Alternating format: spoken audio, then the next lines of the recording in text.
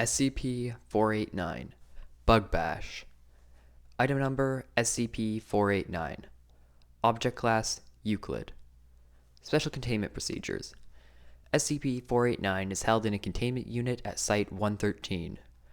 To prevent personnel accidentally bringing insect life into SCP-489's cell, a shower room has been established outside the containment cell. Personnel will change into the clothes provided to them after cleaning. Testing with SCP-489 is limited to indoor spaces. Due to the potential of containment breach and site damage, at no point may insectile-based anomalies, including instances of SCP-831, be stored at Site-113. Description: SCP-489 is a roughly dome-shaped conglomerate mass consisting entirely of objects used to kill or repel insects. Example: aerosol pesticide cans, bug zappers, fly swatters, footwears, and lighters. Each item is capable of independent autonomous movement, though they usually move along the ground as a whole when in motion. As of June 17, 2013, SCP-489 measures roughly 5 meters in height and 8 meters in diameter at the base. There is a badly damaged transit van in the center of the mass, which contains a human skeleton sitting in the driver's seat. The skeleton's ribcage has been crushed. A faded, scratched logo can be seen on the right side of the van, which reads, Extreme Exterminator. Services: Will bash any bug, big or small. 155 Bug Bash. When an insect of any species comes within 5 meters of SCP-489, SCP-489 will surge towards the animal and attempt to kill it. Of note that SCP-489 is heedless of other non-insect organisms should an insect be on or nearby them when attacking, usually resulting in severe injury or death should said organism fail to move in time. However, due to the number of objects moving at once, SCP-489 often fails to reach the target at all, instead having individual parts impede one another's movement. If SCP-489 fails to kill the insect, individual items on SCP-489 become hostile to one another and begin hitting objects adjacent to them. When not in the presence of an insect, SCP-489 is relatively docile, making study of it easier. Should SCP-489 successfully terminate an insect, objects capable of handling it safely, example, tweezers, shovel, will retrieve it and pass the insect along the edge of SCP-489 towards the storage space of SCP-489. During this time, it becomes possible to see the transit van without imaging due to items moving out of the way to open the doors. The storage space of the van in SCP-489 possesses extra-dimensional properties containing dozens of rows of glass jars stored on wooden shelves. Every jar is full of various dead insects. If presented with new objects that would be considered bug killers, SCP-489 will readily attempt to incorporate them into itself. However, this habit makes its goal of exterminating insects even more difficult with the newly acquired mass. Newly added items immediately show signs of sentience.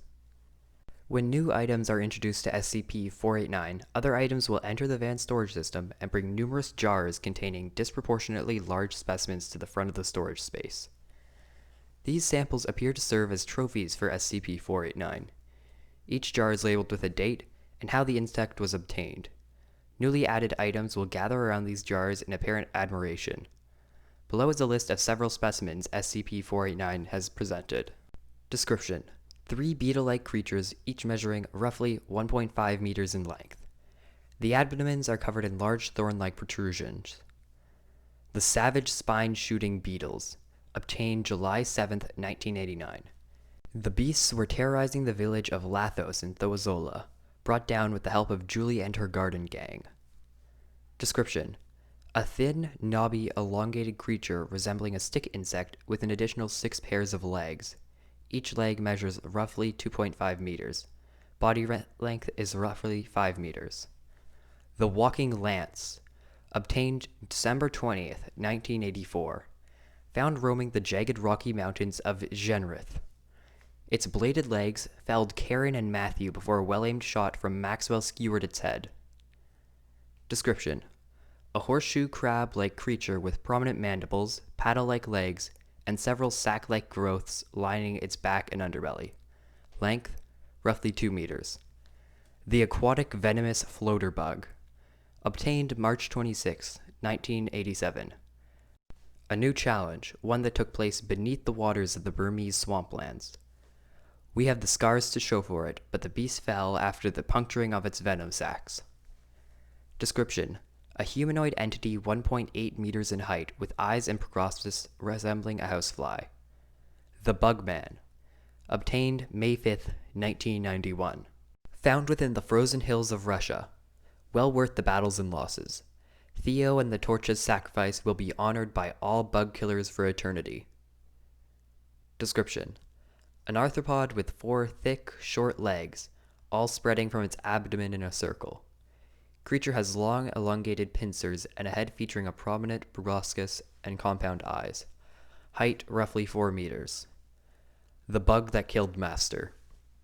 Obtained November 18th, 2000. Master fought hard, but he had finally met a bug he couldn't kill.